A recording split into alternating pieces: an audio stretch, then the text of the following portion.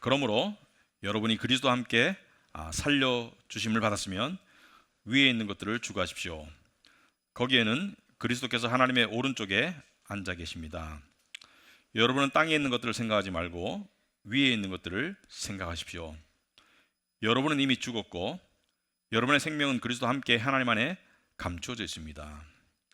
여러분의 생명이신 그리스도께서 나타나실 때 여러분도 그분과 함께 영광에 쌓여 나타날 것입니다. 아멘. 앉으시기 바랍니다. 우리 말씀을 위해서 기도하도록 하겠습니다. 하나님 아버지, 오늘도 저희들이 예배 자리로 나오고 또 하나님의 말씀 앞에 섰습니다. 좀 전에 기도했던 것처럼 세상에 살면서 세상 사람들과 별반 다르지 않게 살았던 저희들의 모습들을 기억합니다. 하지만 우리는 우리의 삶의 모습 때문이 아니라 우리에게 심겨진 하늘의 보화 때문에 세상과는 다른 존재들임을 다시 한번 이 시간 깨닫고 또 발견할 수 있도록 주님 도와주시옵소서. 그래서 우리가 잘나서가 아니라 우리가 뭔가를 이루어서가 아니라 하나님께서 우리에게 행하신 은혜 때문에 하나님께서 우리에게 영원한 그 은혜를 행하셨기 때문에 우리의 삶이 달라지고 우리의 마음이 달라지는 그런 은혜가 있기를 간절히 소망합니다. 이 시간 전하는 자와 듣는 자들의 입술과 마음이 많이 부족함을 고백합니다. 성령께서 함께하여 주시고 깨닫도록 인도하여 주시옵소서. 예수님 이름으로 기도합나이다. 아멘. 우리 교회를 다니시는 분들 또 성경을 읽으시는 분들은 골로새서 3장을 읽어보시는 경우가 많겠죠. 읽으면서 이게 과연 무슨 뜻일까 여러분 곰곰이 생각해 보면 굉장히 신비로운 내용이라고 밖에 말할 수밖에 없습니다. 신비로운 내용이다. 여러분, 신비롭다는 것은 이런 뜻입니다. 신비롭다는 것은 내가 체험해보지도 못하고 상상해보지도 못한 일이 신비로운 일이에요. 그런데 어떤 사람들은 그 신비의 세계를 인정하지 않으려는 그런 경향이 있습니다. 신비로운 것, 그러니까 내가 보거나 체험하지 못한 것, 상상할 수 없는 것 이상의 것을 말하면 받아들이지 않으려는 경향이 있는데 그것은 그 우매함이죠. 예를 들어서 이 고대에 살았던 사람들에게 여러분이 타임머신을 타고 가가지고 지금 문명을 이야기한다면 이 사람들에게는 굉장히 신비로운 일이겠죠, 그죠? 여러 가지 것들이 하늘을 날아다닌다 사람들이 신비롭고, 그리고 평생 걸어도 갈 수 없는 거리에 있는 사람과 실시간으로 얼굴을 보면서 대화를 할 수 있다. 이것은 그 사람들이 상식으로는 납득할 수 없고, 그리고 아마 거짓말이라고까지 생각할 수밖에 없을 거예요. 그런 일이 어떻게 가능해? 불가능하다고밖에 생각할 수 없을 것인데, 인간의 문명도 이러한 차이를 발생시키는데 하물며 하나님과 우리 사이의 그 신비의 그 어떤 차이나 어떤 그 영역의 범위나 이것은 엄청나겠죠? 엄청나겠죠? 그래서 오늘 내용은 상당히 신비롭습니다. 여러분들이 자세히 이해를 해보면 시공간을 초월하는 상당히 신비로운 내용이 담겨 있고, 그리고 오늘 내용이 우리에게 요구하는 삶은 상당히 높은 경지입니다. 그러니까 그리스도인으로서 쉽게 살아갈 수 있는 삶이 아니고, 이렇게 살 수 있을까? 이렇게 살 수 있을까? 그런데 그렇게 살려고 노력하지 않으면 그리스도인으로서 평강과 기쁨을 맛볼 수 없다는 것이 오늘의 결론입니다. 그래서 세상의 모든 분야가 경지라는 게 있죠. 경지에 이르러야 된다. 세상의 모든 전문 분야가 또 모든 분야가 어떤 수준과 경지를 요구하고, 그 경지에 이르렀다고 경지에 머무를 수 있는 게 아니고 계속해서 노력해야 되고, 그리고 어느 누구도 나는 완벽하게 경지에 이르렀다고 말할 수는 없겠죠. 그렇다면 예를 들어서 우리 요즘에 그 올림픽 경기를 보잖아요. 근데 대한민국의 제일 강한 분야가 뭐죠? 네, 정답을 아시네요. 네. 여러분, 우리나라가 보니까 스포츠도 세계 10대 안에 드는 강국이 된 것 같은데 여러 가지 메달이 나오는데, 대한민국, 그러니까 외신 기자들이 한국은 왜 이 분야에서 계속 금메달을 따지? 양궁이죠. 그래서 어제는 여자 양궁 그 싱글 이 대회에서 금운동을 다 딸 줄 알았는데 금은을 땄어요. 근데 계속 우리나라 사람이 금메달을 따요. 그런데 이 양궁 선수가 하는 여러 가지 훈련이 있겠죠. 뭐 멘탈 관리도 있겠죠. 상대방이 10점 쐈을 때 내가 8점 쐈을 때. 그런데 양궁 선수가 하는 훈련 중에 가장 이 필수적인 훈련 중에 하나가 뭐냐면 이 주변의 소음, 그러니까 함성이나 야유. 이 프랑스에서 경기할 때 특히 프랑스 사람하고 맞붙었을 때는 야유가 있겠죠, 그죠? 그러니까 함성과 야유를 무시하고, 그러니까 거기에 초월해서 관역에 집중할 수 있는 훈련을 계속 한답니다. 그러니까 모든 분야가 이 극한의 훈련이 있는 거예요. 그러니까 그런 경지, 그러니까 함성과 야유에 흔들리지 않고 관역에 집중할 수 있는 훈련. 이 박세리 이 골프 선수가 아버지가 이 무덤에 데리고 가가지고 공동묘지에 데리고 가가지고 담력 훈련을 시켰다. 뭐 어렸을 때 담력, 여러 가지 어떤 그 좀 극한의 훈련이 있고 그걸 통해서 이루고자 하는 경지가 있겠죠. 우리 신앙인에게도 우리가 정말로 평강을 원한다면 시도해야 될 훈련과 경지가 있는데, 오늘 말씀은 그것을 또 요구하고 있습니다. 그래서 오늘 말씀을 보시면은 사도 바울은 그 영적 경지를 이렇게 표현하고 있습니다. 2절에 여러분은 땅에 있는 것들을 생각하지 말고 위에 있는 것들을 생각하십시오. 땅에 있는 것들을 생각하지 말고 위에 있는 것들을 생각하십시오. 아까 양궁을 예를 들면 주변의 함성이나 상대방의 점수나 이런 거 생각하지 말고 관역만 바라보십시오. 그러듯이 땅에 있는 것들을 생각하지 말고 위에 있는 것들을 생각하십시오. 여러분, 자, 우리가 말씀을 읽을 때 구체적인 질문을 가지지 않으면 그 말씀을 깨달을 수가 없습니다. 여기서 말하는 땅에 있는 것들은 뭘까요? 여러분들, 땅에 있는 것들은 뭘까요? 여러분들이 그 사람마다 이 생각하는 땅에 있는 것들의 개념이 좀 다를 텐데, 그래도 일반적으로 봤을 때 땅에 있는 것들은 이 세상의 우상들을 말하죠. 이 세상에 속한 것들을 말하죠. 성공, 재물, 그 다음에 쾌락, 또 인정받는 거, 여러 가지. 이게 땅에 있는 것들은 이 세상의 가치들을 말한다. 땅에 있는 것들은 이 세상의 가치들을 말한다. 성공이나 인정받는 것이나 재물이나 또는 쾌락이나 또 여러 가지 것들을 말하는데, 나의 왕국 같은 거, 그죠? 내가 원하는 나의 왕국. 생각하지 말라는 게 뭔가? 생각하지 말라는 게, 예를 들어서 재물을 예를 들면 이 어떤 가장이 일은 안 하고 맨날 성경책만 보고, 그래서 가족이 쫄쫄 굶게 생겼는데 와이프가, 가정한 거예요, 이런 일이 없겠지만, 잔소리를 했어요. 여보, 당신은 왜 일도 안 하고 왜 처자식을 굶겨 죽이려고 작정했어? 근데 나는 땅에 있는 것들 생각하지 않을 거야. 나는 말씀만 생각할 거야. 이렇게 말하면 이게 정상적인 하나님이 원하시는, 기뻐하시는 그리스도인의 삶이에요? 아니죠. 이렇게 극단에, 이렇게 너무 이렇게 미련한 극단에 치우치면 안 되겠죠. 얼마 전에 우리 교회에서 영어협에서 열심히 섬기던, 수년간 열심히 섬기던 집사 가정이 한 가정이 이제 다른 나라로 갔어요.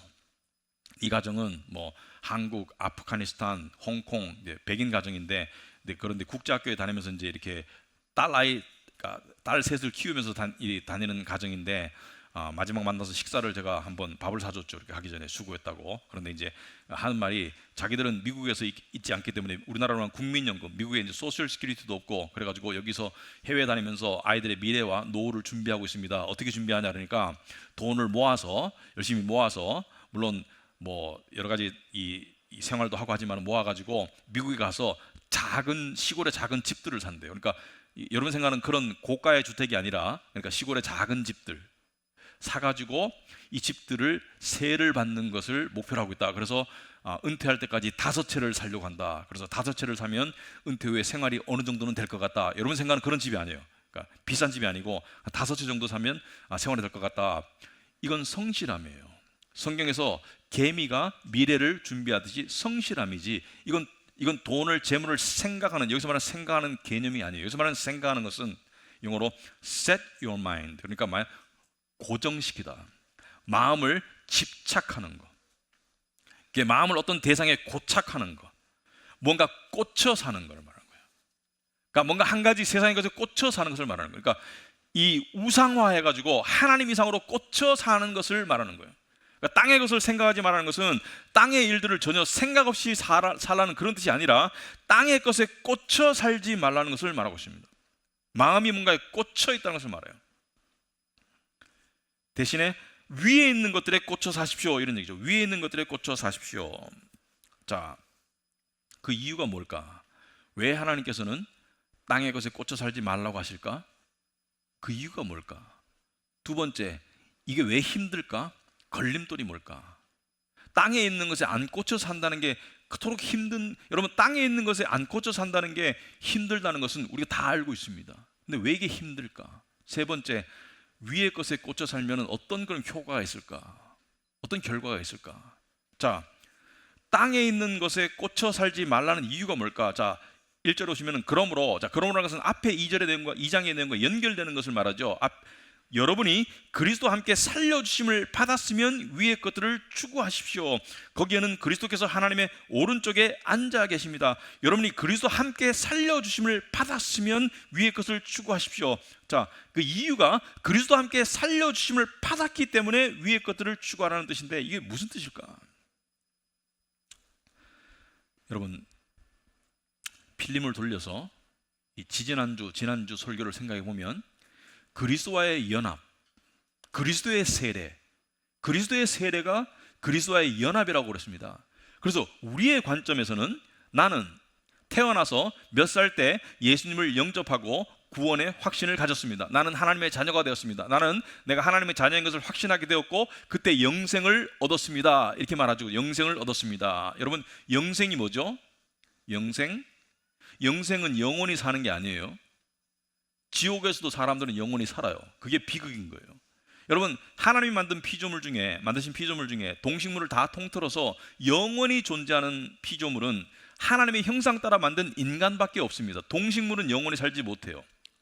그래서 동물의 영혼은 육신이 죽으면 없어집니다. 소멸됩니다. 하지만 사람은 영원히 존재해요. 그러니까 영원히 존재하는 것이 영생의 개념이라면은 지옥에서 영생한다는 것이 되는데, 영생은 좋은 거잖아요, 그죠? 그런 뜻이 아니죠. 영생은 영원히 산다는 것을 내포하지만 영생에는 반드시 이게 들어가야 됩니다. 영생은 하나님을 아는 상태에서의 존재를 말해요. 영생은 예수 그리스도를 아는 상태에서 존재함을 말합니다. 왜? 그래야지 그 살아있는 자체가 행복이고 축복이 될 수 있기 때문에. 그런데 여러분과 저의 영생은 언제 시작되었을까? 우리의 영생은 언제 시작되었을까? 우리가 나의 관점에서 봤을 때는 제가 예수님을 영접했을 때, 또는 하나님께서 믿음을 주시고 나를 불러서 구원하셨을 때, 성령께서 나를 거듭나게 하셨을 때, 그때 영생이 나의 관점에서 영생이 시작되었지만, 하나님의 관점에서 봤을 때는 영생이 언제 시작되었다고 제가 말씀을 드렸죠? 그리스도와의 연합해서 그리스도와 세례를 받고 그리스도와 연합했을 때, 그러니까 2000년 전의 십자가에서 하나님께서 우리의 존재를 아신 것은, 하나님의 마음속에 우리의 존재는 언제 시작되었냐면 창세 전에 우리를 택하셨다. 그래서 2000년 전에 예수님께서 우리와의 연합 속에서 우리를 끌어안으시고 함께 십자가에서 죽으셨을 때 우리에게 죄의 용서가 일어났고, 우리의 육신이 떨어져 나갔다고 그랬습니다. 우리에게 죄의 용서가 일어났고, 물론 그 떨어져 나간 육신이 우리 안에 여전히 거하기 때문에 암세포가 떨어져 나가서 더 이상 우리를 죽일 수 없지만 우리 안에 거하기 때문에 우리를 불편하게 하고 우리를 힘들게 하지만 우리에게서 떨어져 나갔다. 그래서 그리스도께서 우리를 끌어안고 십자가에서 죽으시고 그리스도께서 우리를 끌어안고 부활하셨고, 오늘 내용은 거기에 연결되어서 그리스도께서 우리를 지금도 안고 계신다. 하나님의 관점에서 이게 미스테리어스한 거예요. 우리는 하나님의 관점을 이해해야 됩니다. 하나님의 관점에서는 그리스도께서 우리를 끌어안고 죽으셨다. 2000년 전에, 내가 태어나기도 전에. 그러니까 그때 내가 십자가에서 존재했었어요. 하나님의 관점에서는 여러분이 십자가에 존재했었습니다. 그래서 예수께서 여러분을 끌어안고 죽으셨다. 여러분의 죄를 대신해서 죽으셨다. 여러분과 연합 상태에서 죽으시고, 그리고 예수께서 죽음 가운데서 여러분과 함께 부활하시고, 그리고 함께 승천하셨어요. 그리스도는 한 번도 연합 상태에서 여러분을 놔주신 적이 없습니다. 이걸 이해를 하셔야 돼요.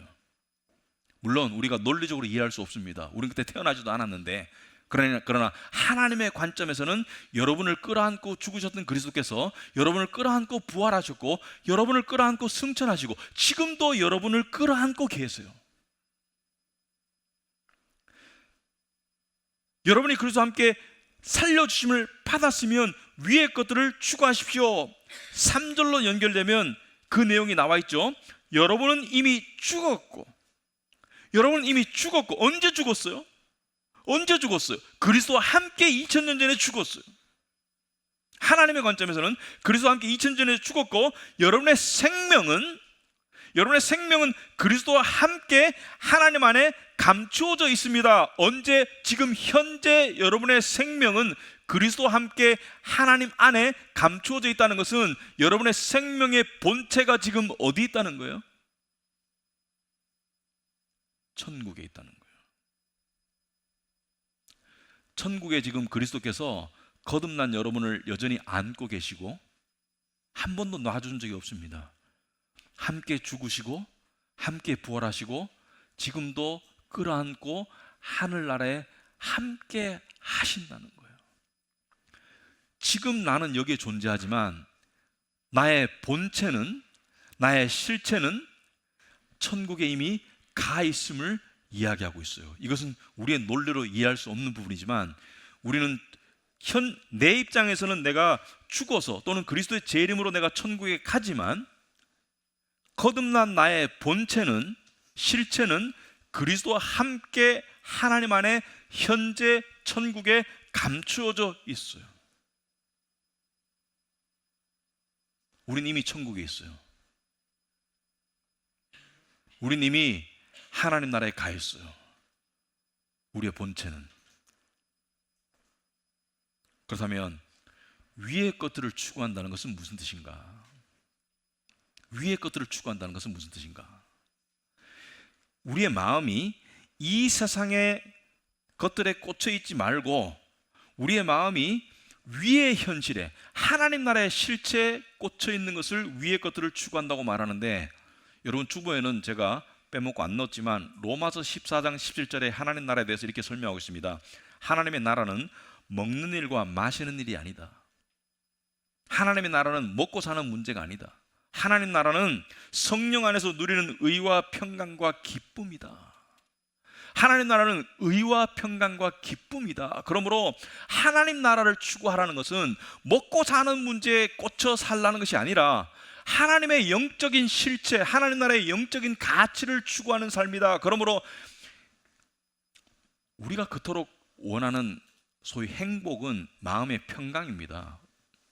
마음의 평강이에요. 행복은 다른 말로 우리가 재물을 원하고 관계를 원하고 우리가 세상에 성공을 원하고 인정을 원하고, 근데 그것 자체가 최종 목표가 아니라 그것을 통해서 뭘 원하는 거예요? 삶의 만족과 행복을 원하는 거예요. 근데 하나님께서 뭐라는 거예요? 네가 원하는 것을 정말로 얻을 수 있는 길은 세상의 것들이 아니라는 것을 이야기하고 있는 거예요. 여러분은 세상을 향해서 이미 죽었고 세상의 것들을 생각하지 말라는 것이 아니라 세상의 삶을 살아가야 되지만 거기에 마음이 꽂혀 있지 말고 여러분의 진정한 실체가 있는 하나님 나라에 마음이 꽂혀 있으라는 것을 이야기하고 있는 거예요. 이것은 상당히 이 미스테리한 그러한 영적인 사실입니다. 우리는 지금 천국에 있어요. 우리의 본체가 천국에 있어요. 우리는 예수님을 믿고 의로워졌죠. 죄 사함 받고 그리스도로 의로워졌죠. 의로워졌다는 것은 하나님 앞에 설 수 있는 자격을 얻었죠. 하나님께 받아들여졌죠. 그리고 성화가 진행되고 있고 우리의 머릿속에는 영화, 죄로부터의 완전한 분리, 그러니까 영광에 들어가는 것은 죽으면 영광에 들어간다. 맞기도 해요. 우리 입장에서 맞기도 해요. 하지만 하나님의 관점에서는 우리가 이미 영광 가운데 있다고 성경은 이야기하고 있습니다. 로마서 8장 29절에 사도 바울은 이렇게 설명하고 있습니다. 하나님께서는 미리 아신 사람들을 택하셨다. 하나님의 마음속에는, 하나님이 미리 아셨다는 것은 하나님의 마음속에는 우리가 이미 존재했던 거예요. 언제? 창세 전에. 그 시간과 공간을 초월하는 하나님의 경륜 안에서는 우리가 이미 존재했고 자기 아들의 형상과 같은 모습이 되도록 미리 정하셨다. 자기 아들의 형상과 같은 모습이라는 것은 의롭고 영광스러운 모습이 되도록 미리 정하셨다. 미리 정하셨다. 이것은 그 아들이, 예수께서 많은 형제 가운데서 맏아들이 되게 하시려는 것입니다. 예수께서 맏아들로서 우리는 예수님의 동생들이다. 그리하여 30절에, 로마서 8장 30절에 하나님께서는 이미 정하신 사람들을 부르시고 또한 부르신 사람들을 의롭게 하시고, 우리의 입장에서는 우리가 예수님 믿었을 때이지만 하나님께서는 미리 정하신 자들을 언제 부르셨냐면 예수께서 말씀하셨죠. 아버지께서 내게 데려오는 자들을 내가 하나도 남김없이 다 살릴 것이다. 언제 하나님께서 예수께 우리를 데려갔냐면 2000년 전에. 하나님께서 당신이 정하신 택하신 자들을 예수님께 언제 데려갔냐면 2000년 전에. 예수님께서는 우리를 언제 받으셨냐면 2000년 전에 받으셨습니다. 그리고 우리를 의롭게 하시고 의롭게 하신 사람들을 또한 영화롭게 하셨습니다. 과거로 되어 있죠. 영화롭게 하셨다는 것은 이미 우리의 영화는 그리스도 안에서 이루어졌습니다. 이것은 엄청난 진리입니다. 이것은 놀라운 사실입니다. 하나님의 관점에서, 하나님의 경륜에서는 우리가 그리스도께 데려가짐을 당했고 은혜롭게 2000년 전에, 그리고 우리가 그리스도의 부활을 통해서 이미 영화가 이루어졌습니다. 우리는 이미 이루어진 실체를 쫓아가고 있을 뿐이에요. 우리의 현재 신앙의 여정은 이미 하나님 안에서는 이루어진 실체와 본체를 그냥 쫓아갈 뿐이에요. 우린 지금 우리가 살고 있는 그림자 인생인 거예요.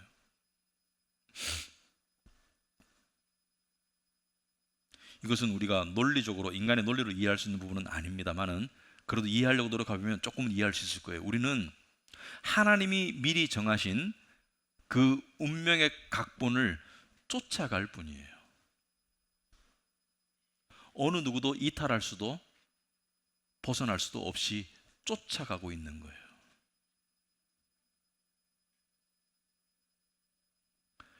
우리가 이것을 묵상하면 할수록 너무 신비롭고, 그리고 사실 좀 은혜롭게 이상하고, 머리로 납득이 안 되고, 마치 삼위일체의 교리처럼 우리의 머리로는, 우리의 인간의 머리로는 이해할 수 있는 범위를 넘어서지만 그렇다고 이 실체가 존재하지 않는다고 생각할 수는 없습니다. 그것은 우매함일 뿐입니다. 하나님의 경륜을 우리가 알아야 됩니다. 그래서 이 골로새서가 깊은 말씀인 거예요. 근데 우리가 이러한 실체를 살아가는데 걸림돌이 뭐예요? 지금 말씀을 들었는데 걸림돌이 뭐예요? 뭐냐면 우리는 땅의 것들에 둘러싸여서 살고 있고, 땅의 것들과 함께 살고 있고, 땅의 것들의 영향을 받고 있기 때문에 그 힘든 거예요. 땅의 것들에 생각이 꽂히지 않는 게 힘든 거예요. 예를 들어서 사람들이 땅의 것들이라고 생각할 때 요즘에 가장 일반적으로 생각하는 것이, 사람마다 좀 달라요. 사람마다 다르지만 여러분이 이게 아닐 수도 있습니다. 그러나 일반적으로는 재물인 것 같아요. 일반적으로는 돈인 것 같아요. 제가 봐서는. 그런데 이런 말 있죠. 숨만 쉬어도 돈이 든다. 여러분이 아무것도 안 하고 있어도 통장에서 돈이 빠져나가지고, 그죠? 뭐 관리비, 폰비 뭐 다 빠져나가지고, 그죠? 그리고 밖에 나가면 돈 없이 돌아다닐 수가 없잖아요, 그죠? 그러니까 제가 그 목사님들을 만나오면, 저는 이분들이 제가 지금 교제하는 목사님들이 상당히 훌륭한 분들입니다. 이분들이 돈에 꽂혀 있거나 이런 분들이 아니에요. 그런데 이분들의 고민의 상당 부분은 돈과 연결되어 있습니다. 첫째는 생계를 걱정하는 부분, 자녀의 교육을 걱정하는 부분, 그 다음에 이분들도 이제 노후를 걱정하시더라고요. 노후에 어떻게 하나. 그리고 교회에 관한 걱정도 돈 걱정이 상당히 많아요. 임대를 어떻게 내나, 현실적으로. 지금 교회 지원을 받고 있는데 이 지원이 이제 연말에 끊기는데 그 뒤에 어떻게 할까.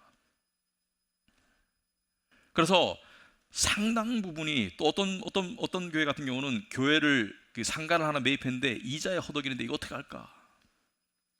그러니까 상당 부분이 돈에 관한 염려와 생각이 상당히 많은데, 이 자체를 놓고 꽂혀 산다고 말할 수는 없습니다. 생각을 안 할 수는 없어요. 우리가 이 현실 속에 살고 있기 때문에 생각을 안 할 수는 없는데, 꽂힌다는 것은 무엇이냐면, 꽂힌다는 것은 강한 집착, 반드시 이것을 가져야 되고 가지고야 말겠어, 탐욕적인 목표의식, 이것이 꽂혀 사는 것입니다. 하나님이 주신 것에 만족하고 하나님의 공급하심과 하나님의 보살피심을 믿고 사는 것이 아니라 내가 가진 탐욕적인 목표의식에 내가 꽂혀 사는 것. 그래서 그것에 대한 생각이 과도하고 집착적으로 가는 거. 여러분, 내가 꽂혀 사는지 안 꽂혀 사는지 어떻게 알 수 있나? 얼마나 꽂혀 사는지 안 꽂혀 사는지 어떻게 알 수 있나? 알 수 있는 방법은 의외로 간단합니다. 감정은, 특별히 내가 무슨 조울증이나 이런 게 없으면 감정은 영혼의 계기판이다. 지나친 감정의 동요는 영혼의 계기판입니다. 내가 지나치게 불안하고 지나치게 화가 나고 지나치게 걱정이 되고, 이것은 뭔가 꽂혀 있는 거예요. 뭔가 내가 원하는 것에 꽂혀 있는 거예요. 이것을 이루려고 그냥 발악을 하고 있는 거예요.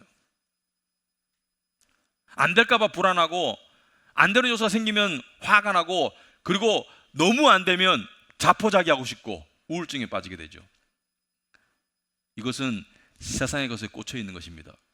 이 세상의 것이란 관계도 포함합니다.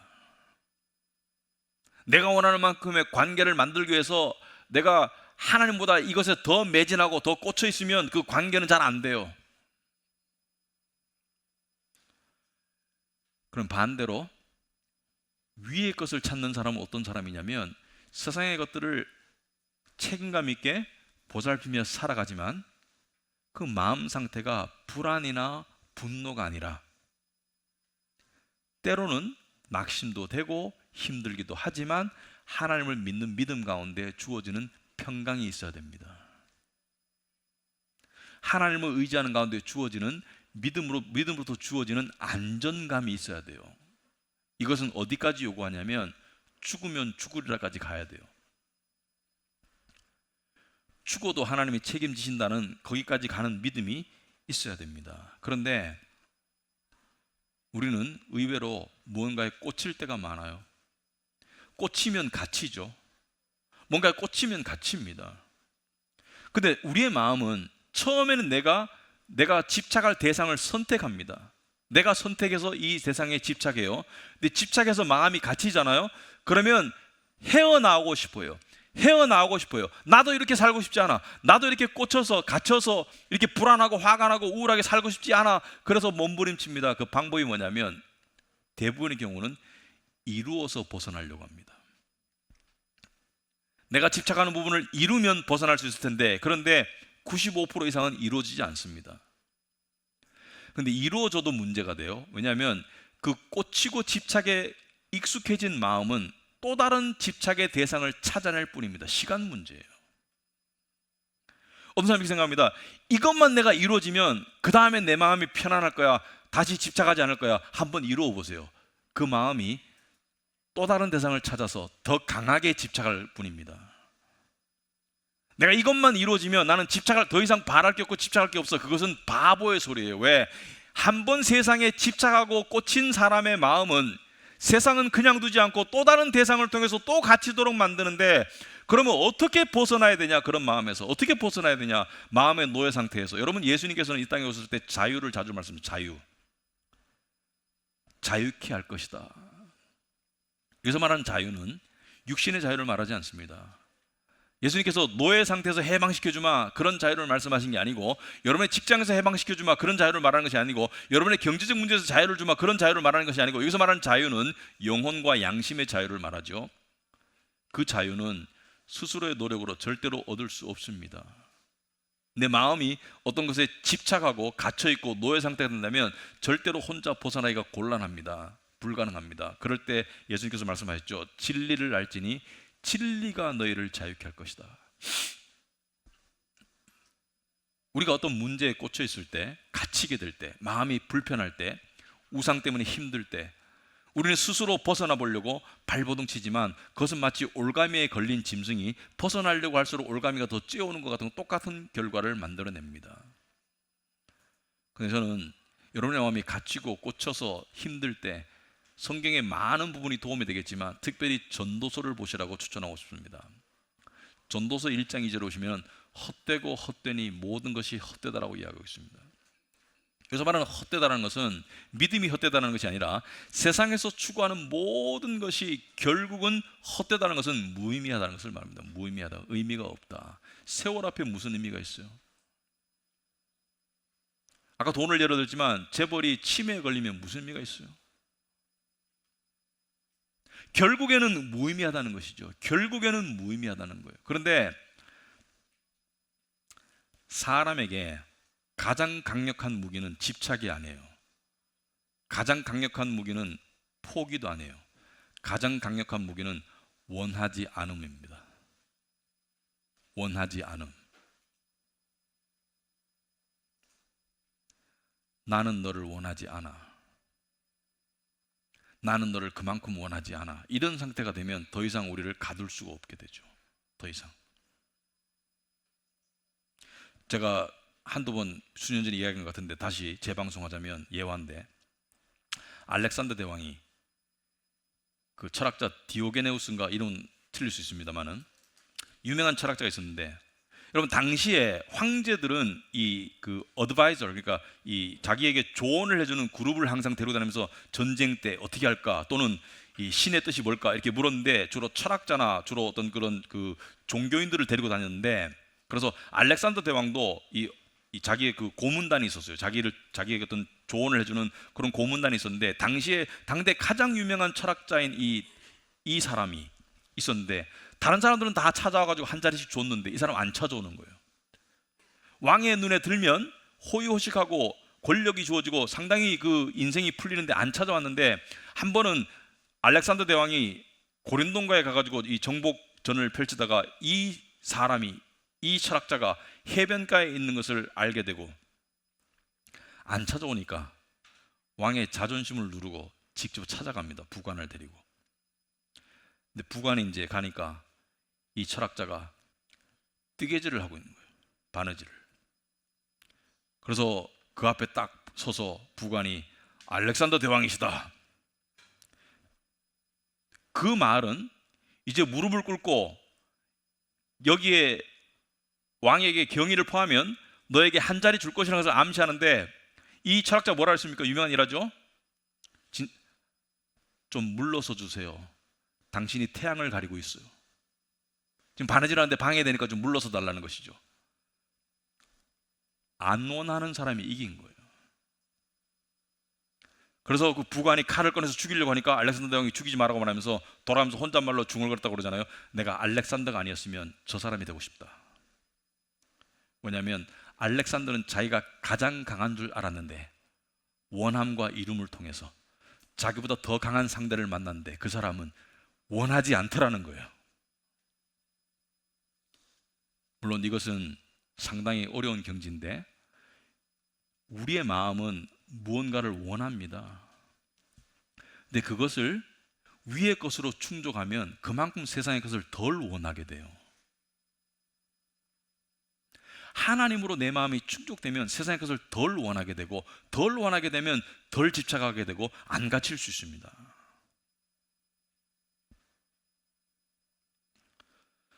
그러면 어떤 효과가 있는가? 우리가 실제로 원하는 것은 평강입니다. 행복이라는 단어로 말하는 평강을 원하는 거예요. 평강. 평강은 세상의 것으로부터 주어지지 않습니다. 평강은 하늘이 주셔야 돼요. 세상이 줄 수 없는 평강을 예수님께서 내가 주겠다고 말씀하셨어요. 내가 주겠다고. 물론 세상의 일도 해야 되죠. 세상의 일도 이루어야 되죠. 하지만 진짜 우리 영혼이 필요한 평강은 하늘이 주셔야 돼요. 근데 세상은 평강을 줄 수가 없습니다. 구조적으로. 왜냐하면 세상은 평강이라는 것은 예측 가능하고 안정적일 때 평강이 주어지는데, 세상은 너무 예측 불가능하고 불안정해요. 지금 보면 세상이 돌아가는 것을 보면 뭐 각 나라별로 정치 지도자들에 대한 불신과 또는 그 어떤 그 불안감이 상당히 많죠. 미국도 지금 대선을 앞두고 있는데 지금 상당히 그 불안감이 많죠. 이 군사적으로 어때요? 지금 뭐 이 우크라이나, 중동에 지금 뭐 이란이 이스라엘을 침공할 수 있다. 요즘에 보니까 이 북한의 붕괴를 또 이야기하기 시작하더라고요. 뭐 외교관이 탈북했다 하는데, 붕괴될지 안 될지는 뭐 하도 오래된 얘기라서 잘 모르겠지만은 북한을 탈북한 어떤 사람이 말하는데, 북한이 붕괴되면 남한에 좋을 게 없답니다. 왜냐하면 북한이 붕괴되면 중국과 우리가 붙을 수가 있어요. 어떻게 보면 북한이 완충작용을 하고 있는 거예요. 북한이 붕괴되면 중국과 우리가 붙을 수가 있어요. 전쟁이 붙을 수가 있다고. 경제적으로 뭐예요? 뭐 경기 침체가 왔다, 경기 침체가 올지 모른다. 그 소리를 지금 몇 년째 듣는지 몰라요. 몇 년째 우리가 지금 이런 소리를 듣고 있는지 몰라요. 세상은 불확실함으로 가득 차 있는데 여기 어떻게 평강이 있어요? 근데 위의 현실은 이미 영원토록 결정된 현실이고 너무 좋잖아요. 예수님의 재림, 우리의 구원, 우리의 천국행 이미 다 결정됐고 이미 가 있다고 말하잖아요. 이미 가 있고 이미 영화 가운데 있다고 말하잖아요. 어디를 바라봐야 되겠어요? 어디를 바라봐야지, 어디를 더 바라봐야지 평강할 수 있겠어요? 여러분에게 두 종류의 주인이 있다고 칩시다. 한 주인은 볼 때마다 너 왜 일을 잘 못해? 오늘 한 게 뭐야? 너 무슨 일을 이루었어? 너 왜 꼬라지가 그 모양이야? 맨날 여러분을 핀잔하고 감시하고 평가한다면 여러분이 평강할 수 있겠어요? 세상이 여러분을 그렇게 대하는데 왜 세상이 자꾸 가서 평강을 달라고 하는 거예요? 하나님은 뭐라 그래요? 괜찮아. 네 모습 그대로 내가 너를 의롭게 만들어주고 씻어주고 내가 너를 자녀 삼았고 내가 너를 받아주마. 내가 너를 사랑한단다. 어디 쪽으로 가야 되겠어요? 어디로 가야 평강을 얻을 수 있겠어요? 사람은 주인을 섬기는 존재라는데, 사람은 의존적인 존재라는데, 재물과 하나님을 겸하여 섬길 수 없다는데 어느 쪽으로 가야지 평강할 수 있겠습니까? 그럼 구체적으로 어떻게 해야 되는가? 말씀을 먹어야 됩니다, 여러분. 진리를 알지니 진리가 너희를 자유케 하리라 그러잖아요. 진리를 알지니 진리가 너희를 자유케 하리라. 지금도 여러분이 말씀을 먹고 계시고요, 말씀을 먹는 성경 공부나 말씀을 먹는 그 큐티나 말씀을 먹어야 돼요. 우리의 머리로는 아무리 생각해도 평강할 수 있는 길을 발견할 수 없습니다. 하나님을 내가 영원히 만날 때 시편 23편의 고백이 될 수 있는 거예요. 여호와는 나의 목자시니 내게 부족함이 없으리로다. 그가 나를 푸른 초장에 넣으시며 실만한 물가로 인도하시는도다. 내 영혼을 소생시키시며, 여기서 내 영혼을 소생시킨다는 것이 뭐예요? 세상에 갇혀있는 영혼을 다시 살려주시는 분은 하나님이라는 거예요. 이 길이 쉬운 길이 아닙니다. 뭐냐면 시도할수록 쉽지 않다는 것을 알 수 있겠습니다. 하지만 정말로 무언가를 이루는 사람은 완벽하게 도달하지 못한다 하더라도 꾸준히 도달하려고 노력하는 사람이 되겠죠. 이 땅에서 우리가 완전한 믿음의 경지에 이를 수 없습니다. 하지만 말씀을 보고 넘어지면 또 보고 기도하고 또 예배드리고 하나님 찾고 그러는 가운데 우리가 그 경지로 나아가는 것이 신앙생활이라고 생각합니다. 그래서 여러분이 세상에 무언가 꽂혀서 갇혀 있다면 거기서 벗어날 수 있는 유일한 길은 바로 진리의 말씀이고 예수 그리스도이시다. 그것을 기억하며 사시는 여러분이 되시기를 축원합니다. 기도하겠습니다. 하나님 아버지, 저희들의 필요와 저희들의 가련한 처지를 하나님 아버지 아시고 우리에게 은혜의 말씀을 주심을 감사합니다. 아버지 하나님, 우리가 이 은혜의 말씀으로 달려가게 하옵시고 하나님 아버지, 말씀을 향한 배고픔을 가지게 하시고 하나님 아버지, 우리가 위의 것을 찾는 것이 무엇인지 깨닫게 하시고 또 위의 것을 찾음에 그 복을 누릴 수 있도록 주님 도와주시옵소서. 하나님께서 우리를 불쌍히 여기셔서 오늘 말씀도 주셨는데 우리가 그 말씀을 달게 받을 수 있도록 주님 도와주시옵소서. 예수님 이름으로 기도합나이다. 아멘.